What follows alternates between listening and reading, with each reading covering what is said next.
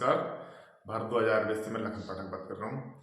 आज हम किसी विशेष रोग पर नहीं बल्कि आयुर्वेद के मूल सिद्धांत पर बात करने जा रहे हैं, जिसे आप थोड़ा भी यदि समझते हैं और समझ पाए तो आप कई रोगों से अपने खान पान में थोड़ा थोड़ा बदलाव करके ही स्वस्थ रह सकते हैं और किसी प्रकार के रोग आपको होने की संभावना या तो बहुत कम होगी या फिर शायद ना ही हो। मूल सिद्धांत है वात पित्त और कफ का। हमने बचपन में कई बार अपने बुजुर्गों से, अपनी दादी नानी माताओं से ये बात सुनी थी कि इस बच्चे की शीत की प्रवृत्ति है, शीत का कोटा है, इसकी गर्मी की प्रवृत्ति है या गर्मी का कोटा है, या किसी की वादी का शरीर है, वादी की प्रवृत्ति है। इस तरह की बातें हमने सुनी थी। तो क्या ये वास्तव में ये चीजें सही हैं और इनका हमारे जीवन में प्रभाव पड़ता है? तो बिल्कुल ये निश्चित है, इन चीजों का प्रभाव शरीर में पड़ता है और वास्तव में इस पृथ्वी पर विद्यमान चाहे वो कोई जीव हो या वनस्पतियां हो, सभी की प्रवृत्तियां अलग अलग हैं और सब अपनी अपनी प्रवृत्ति के अनुसार अपने अपने गुणधर्म को प्रदर्शित करते हैं। चाहे वो खाने पीने में हो या किसी और प्रकार से चीजें आपके संपर्क में आती हैं तो वो उसी प्रकार का गुण आपके शरीर में प्रदर्शित करेंगे। तो हम यदि इन चीजों को थोड़ा सा समझते हैं और अपने जीवन में उतारते हैं तो वास्तव में अनेकों रोगों से सिर्फ खान पान में थोड़े थोड़े बदलाव करके कई प्रकार के रोगों से बचा जा सकता है। उदाहरण के लिए, यदि आपकी शीत की प्रवृत्ति है, आप समझ गए कि हाँ मेरी शीत की प्रवृत्ति है, तो आप शीत की प्रवृत्तियां जिन चीजों में होती है उनको अलग कर लीजिए। उन चीजों का सेवन या तो कम करें या विशेष परिस्थिति में करें, तो आप शीत के रोगों से बच सकते हैं। यदि आपकी गर्मी का शरीर है तो आप गर्मी की चीजें जिन वस्तुओं में, जिन खाद्य पदार्थों में गर्मी होती है, गर्मी के जिनके लक्षण होते हैं, प्रवृत्ति होती है, उनका सेवन यदि आप नहीं करेंगे या कम करेंगे तो आप वाकई में जो गर्मी से होने वाले पित्तज रोग हैं उन रोगों से आप बच सकते हैं। बस इनको थोड़ा सा छांटने समझने की जरूरत है।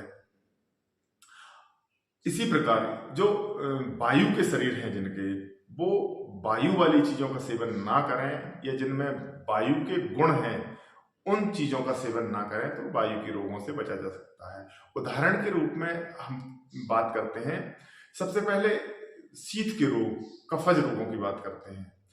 जिनको बार बार सर्दी जुकाम खांसी होते हैं उन लोगों को ये माना जाता है या होते ही हैं कि इनका शीत का शरीर है।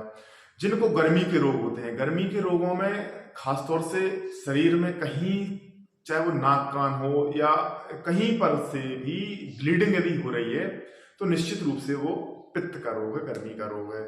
और चर्म रोग, पीलिया का रोग भी इसी रोग के अंतर्गत आते हैं। तो कई प्रकार के ऐसे रोग पित्तज रोग होते हैं, गर्मी के रोग होते हैं। वायु के रोगों में जो दर्द अंदरूनी है, जिसमें किसी प्रकार के वायरस या जीवाणु का प्रभाव नहीं है, चोट नहीं है और फिर भी दर्द हो रहा है, जैसे घुटने का, एड़ी का, कमर का दर्द, कंधे का दर्द, सिर दर्द, इस तरह के रोगों को वायु के रोग माने जाते हैं। खान पान की दृष्टि से यदि देखा जाए तो जो रूखे खट्टे पदार्थ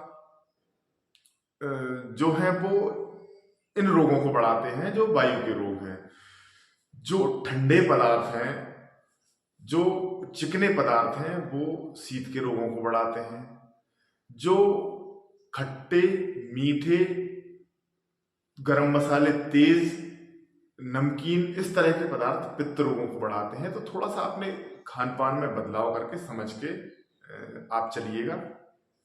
इसी प्रकार अगर देखें तो सुबह दोपहर शाम भी वात पित्त और कफ को प्रदर्शित करते हैं। सुबह का जो समय है वो शीत को प्रदर्शित करता है, दोपहर का समय गर्मी या पित्त को प्रदर्शित करता है, और वहीं अगर देखा जाए तो रात्रि का जो समय है वो वायु को प्रदर्शित करता है। इसी प्रकार जो तीनों मौसम हैं, जो सर्दी का मौसम है वो शीत को प्रदर्शित करता है, गर्मी का मौसम है वो पित्त को प्रदर्शित करता है, जो बरसात का मौसम है वो वायु को प्रदर्शित करता है। हमारे जो जीवन चक्र है उसमें भी आप यदि देखेंगे तो जो बचपन का समय है वो शीत को प्रदर्शित करेगा, जो युवावस्था का समय है वो पित्त को प्रदर्शित करेगा, और जो वृद्धावस्था है वो वायु को प्रदर्शित करेगी। तो इन चीजों को आप समझकर खाद्य पदार्थों को समझकर, मौसम को यानी देश काल और परिस्थितियों को समझकर, इन चीजों को आप समझकर चलेंगे तो वास्तव में अनेकों रोगों से बच सकते हैं। इन चीजों को यदि आप वास्तव में अभी भी नहीं समझ पा रहे हैं तो मैं आपको एक सलाह देना चाहूंगा, किसी वैद्य के पास जाकर नाड़ी दिखवाएं, उसमें आप श्योर हो जाएंगे कि आपकी प्रवृत्ति कैसी है, और उन्हीं वैद्य से ये निश्चित करवाना है। हम भी आपकी इसमें मदद कर सकते हैं। यदि आप सुबह 9 बजे खाली पेट हमारे पास आते हैं तो हम नाड़ी देखकर बता पाएंगे आपको कि आपकी प्रवृत्ति कैसी है और आपको खान पान किस तरह के रखना चाहिए, ताकि आपको किसी प्रकार का कोई रोग होने की संभावना ना हो या बहुत कम हो। इसी के साथ इस वीडियो को पूरा करते हैं। नमस्कार और धन्यवाद।